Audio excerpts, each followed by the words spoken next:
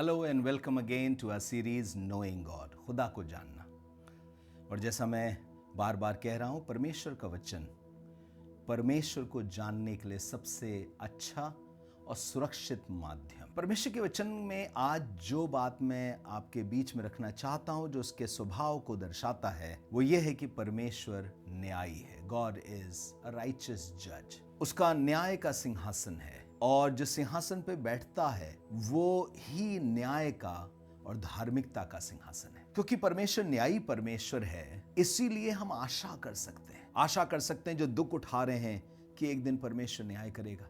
जिनके साथ अन्याय हो रहा है वो ये एक आशा कर सकते हैं कि परमेश्वर इसका हिसाब करेगा। जो लोग गलत कर रहे हैं उनको भी ये डर होगा कि परमेश्वर न्यायी है। कई बार ये विश्वास होना कि परमेश्वर न्यायी है हमें बहुत से अधर्मों से बचाएगा और बहुत से दुखों में आशा दे देगा। सोच के देखिए, अगर आपके पास ये आशा ना हो कि परमेश्वर न्यायी है और वो न्याय करेगा, तो जिस दुख से होकर के जा रहे हैं, क्यों आप दुख में रहेंगे और क्यों उस दुख से लड़ करके आशा करेंगे कि इस पार नहीं तो जिंदगी के उस पार मुझे न्याय मिलेगा। परमेश्वर क्योंकि न्यायी है इसलिए वो न्याय करेगा। आपको मालूम है, लूका 16 में लिखा है, एक आदमी था, वो रोज मलमल पहनता था, सुख विलास से धूमधाम के साथ रहता था। उसकी डेवड़ी पर एक लाजर नाम के कंगाल व्यक्ति को छोड़ दिया जाता था जो घावों से भरा हुआ था। और लिखा है, वो चाहता था कि उसकी मेज से गिरे जूठन से अपना पेट भरे और कुत्ते भी उसके घावों को चाटा करते थे। और जब वो मरा तो वो वहां चिल्ला रहा था और कह रहा था, लाजर को भेज दे। तो आवाज आई कि तेरे और लाजर के बीच में एक भारी गड्ढा ठहराया गया है, उधर से कोई इधर नहीं आ सकता और इधर से उधर नहीं जा सकता। सेम काम इसने लाजर के साथ किया था। ये डेवड़ी है लाजर, इसके अंदर कभी मत आना, क्योंकि इसने एक डेवड़ी बना के रखी थी। अब इसका न्याय हो रहा है और इसके लिए भी एक डेवड़ी बना दी गई है। ये उस पार जा ही नहीं सकता और उस पार का कुछ भी इस पार नहीं आ सकता। अगर ये न्याय नहीं होगा तो अधर्मियों को डर नहीं होगा और धर्मियों को आशा नहीं होगी। और इसलिए परमेश्वर का न्यायी होना जरूरी है। हम जानते हैं कि परमेश्वर प्रार्थना करने वालों को जवाब देता है, न्याय संगत है ये। दान देने वालों को और भर के देता है, न्याय संगत है ये। उसी तरीके से जो जैसा बोएगा वैसा ही काटेगा, ये भी गलातियों 6 के मुताबिक न्याय संगत है। ये न्याय की आशा होनी बहुत जरूरी है और शैतान चाहेगा कि ये न्याय की आशा आपके पास से चली जाए। अय्यूब के 19 अध्याय में कुछ ऐसा लिखा है, मैं पढ़ रहा हूं उसके 25 पद को। मुझे तो निश्चय है कि मेरा छुड़ाने वाला जीवित है और अंत में पृथ्वी पर खड़ा होगा, और अपनी खाल के इस प्रकार नाश हो जाने के बाद भी मैं शरीर में होकर उसका दर्शन पाऊंगा। उसका दर्शन मैं अपनी आंखों से अपने लिए करूंगा और ना कोई दूसरा। यद्यपि मेरा हृदय अंदर ही अंदर चूर चूर भी हो जाए तो अभी मुझ में धर्म का मूल पाया जाता है। ये क्या कह रहा है? अंत में वो पृथ्वी पर खड़ा होगा। एक न्यायी के समान बात कर रहा है कि वो अंत में न्यायी के समान पृथ्वी पर खड़ा होगा और न्याय करेगा। क्योंकि लोग उस पे इल्जाम लगा रहे थे, अय्यूब पे इल्जाम लगा रहे थे, तूने कोई ना कोई तो पाप किया होगा, तूने कोई ना कोई तो गलती करी होगी। और अय्यूब कह रहा था, मेरी गलती मुझे बताए परमेश्वर। और इसलिए कहने लगा, मुझे निश्चय है मेरा छुड़ाने वाला जीवित है। इसका मतलब वो मुझे इन इल्जामों की झड़ी से छुड़ाएगा, वो मुझे मेरे ऊपर आते दंड से छुड़ाएगा। और अपनी खाल के इस प्रकार नाश हो जाने के बाद भी मैं उसका दर्शन करूंगा। जैसे न्यायी खड़ा होता है अंत में और कहता है, ऑर्डर ऑर्डर, मेरा यह हुक्म है, वैसे ही परमेश्वर भी खड़ा होगा और अंतिम शब्द उसी का होगा। वो न्यायी है। लेकिन शत्रु नहीं चाहता कि आप किसी तरीके से यह समझें कि वो न्यायी परमेश्वर है और न्याय होगा। आजकल के जवान बच्चों को बता दिया गया है कि परमेश्वर इतना प्रेमी है कि तुम कुछ भी करते रहो, कोई भी पाप करते रहो, किसी के साथ भी अन्याय करो, वो माफ करता है और सच में माफ करता है। लेकिन वो न्यायी परमेश्वर भी है। उत्पत्ति उसका 3 अध्याय उसके दूसरे पद से लिखा है, जितने बनेले पशु प्रभु ने बनाए तो उनमें सर्प सबसे अधिक धूर्त था। और वो आया और हव्वा के पास आके कहने लगा, क्या सच में खुदा ने कहा है कि तुम किसी पेड़ का फल नहीं खा सकते? तो हव्वा ने कहा, नहीं नहीं, पर भले के ज्ञान का जो वृक्ष का फल है वो नहीं खा सकते, ना उसे छू सकते, नहीं तो मर जाएंगे। मालूम शैतान ने क्या बोला? तुम निश्चय न मरोगे, तुम नहीं मरोगे। ये क्या है? अरे देयर इज नो जजमेंट, कोई न्याय नहीं है। अरे जो जीना चाहते हो, जो हासिल करना चाहते हो, हासिल करो, किसी भी तरीके से हासिल करो। खुदा के तुल्य हो जाओगे तुम, खा लोगे तो। और यही तो जिंदगी है। मुझे कुछ ऊंचा पद पाना है, मुझे सम्मान की वो जगह पानी है, इसके लिए कुछ भी करना पड़े। भाई अक्सर ये कहा जाता है ना, and is what defines everything. अगर एंड अच्छा हुआ तो बाकी सब ठीक है। नहीं, मैं चोरी करके अपने परिवार को चलाऊं और कहूं परिवार तो चल रहा है ना, ठीक है। अपने घर के लिए टीवी खरीद के लाऊं और कहूं टीवी तो आ गया ना। या मैं जितना लूट का सामान उसका 10वां हिस्सा चर्च में दे दूं दान और कहूं परमेश्वर को तो दिया ना मैंने। एंड ये हमें साबित नहीं करता कि हमारे काम सही थे या गलत थे। कई लोगों ने गलत तरह से बहुत अच्छी चीजों को कमाया है, संसारिक अच्छी चीजों को, लेकिन परमेश्वर हर एक चीज का न्याय करेगा। यही बात सबोपदेशक के लिखने वाले ने भी कही थी, ए जवान अपनी जवानी में आनंद कर, अपने मन के मुताबिक कर, पर याद रख इन सब बातों के विषय तेरा न्याय होगा। और शत्रु नहीं चाहता कि किसी तरह से आपको यह डराया जाए कि आपका न्याय होगा। वो चाहता है कि किसी तरीके से आपको समझा दिया जाए कि कोई न्याय नहीं है, जो चल रहा है चलना है, लो जैसे जी सकते हो वैसे जियो। और शत्रु ने इसीलिए आके कहा कोई न्याय नहीं है। पौलुस को पूरी कलीसिया को ये बताना पड़ा एक न्यायी है। पतरस को कलीसियाओं को लिखना पड़ा कि न्यायी। आप पतरस की पत्रियों को पढ़ लीजिएगा, पहला दूसरा पतरस, आपको पता चल जाएगा। न्याय के दिन का उसने बहुत चर्चा किया। पौलुस ने न्याय के दिन का खूब चर्चा किया।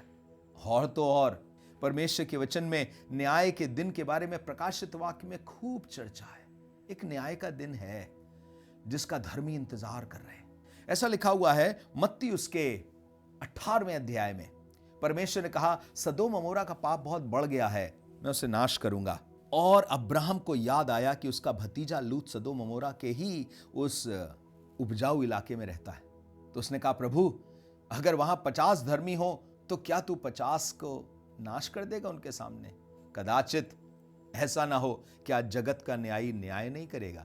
उस 18वें अध्याय में पहली बार परमेश्वर को जगत के न्यायी शब्द के रूप में संबोधित किया गया है। हालांकि वो था पहले भी, इसीलिए उसने आदम हव्वा का न्याय किया था कि तू पसीने की कमाई खाया करेगा और तू दर्द के साथ संतान को पैदा करेगी। इस न्याय में भी परमेश्वर की दया थी, लेकिन यहां पर न्याय दिखाया जा रहा है। और क्या दिखाया जा रहा है कि क्या जगत का न्यायी न्याय ना करे? 50 लोग भी अगर होंगे तो वहां नाश हो जाएगा? खुदा ने कहा नहीं, अगर 50 धर्मी होंगे तो मैं 50 के कारण भी नगर को छोड़ दूंगा। फिर उसने कहा प्रभु 40 हो, 30 हो, 20 हो, 10 हो, तो इसका मतलब वो ये कह रहा है कि हे प्रभु वो 10 लोग होंगे, हालांकि हजारों लोग पापी हैं, पर प्लीज तू तो न्याय संगत है ना, उन 10 लोगों को बचा लेना। ध्यान से सुनना, शायद तुम अपनी कलीसिया में अकेले वो जन हो जिसने अपने वस्त्रों को शुद्ध किया है।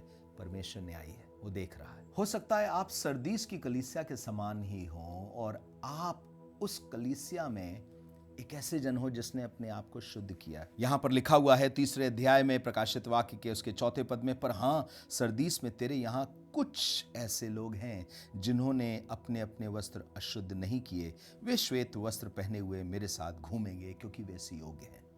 परमेश्वर न्यायी है, वो योग्य और अयोग्य के अंतर को अच्छी तरह से जांच लेगा, भांप लेगा।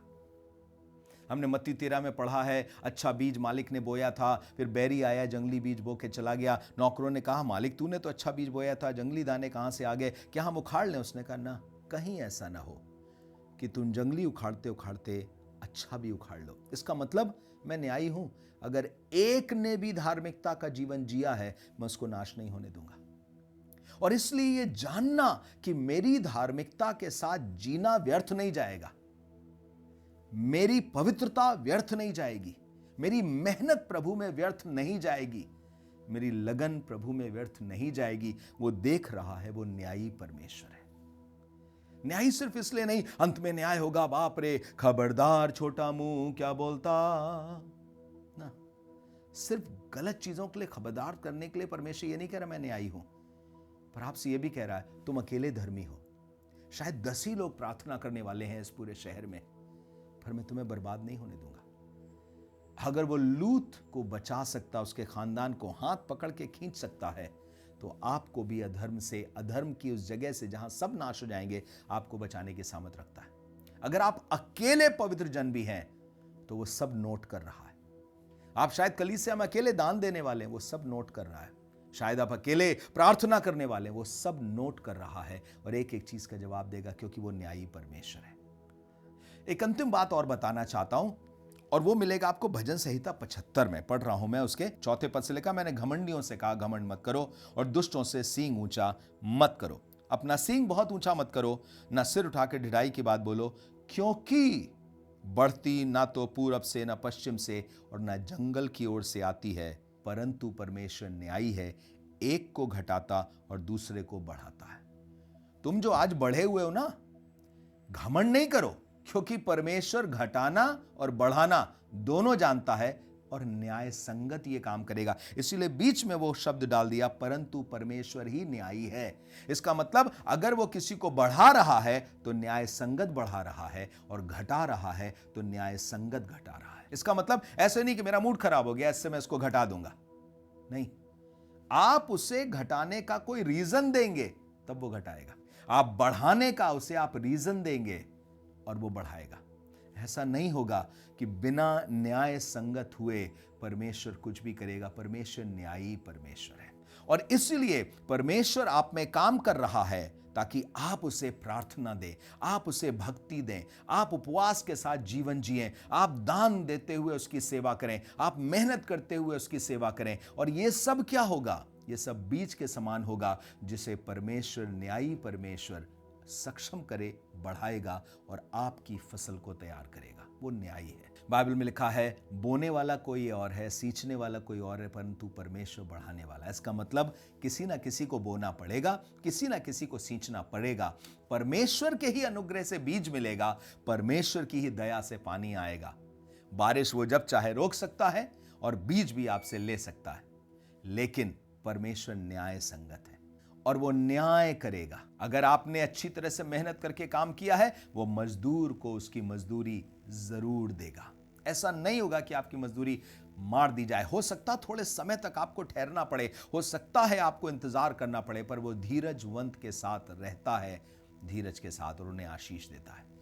ये याद रखिए, परमेश्वर न्यायी है। सिर्फ आपके पापों को देख करके ये नहीं कह रहा कि अंत में न्याय करूंगा, पर आपकी धार्मिकता के लिए भी कह रहा है, मैं उसका भी न्याय करूंगा और बरकत दूंगा। God bless you. प्रभु आपको आशीष दे। वो न्यायी है, इस विश्वास से आगे बढ़ें, मेहनत करें, दुआ करें, उपवास करें, भक्ति करें। अगर आपको आशीष मिल रही है, आप दूसरों के साथ भी बांटें, नहीं तो जो सिखा रहे हैं उसको सीख करके बहुतों के साथ बांटें। प्रभु आपको आशीष दे।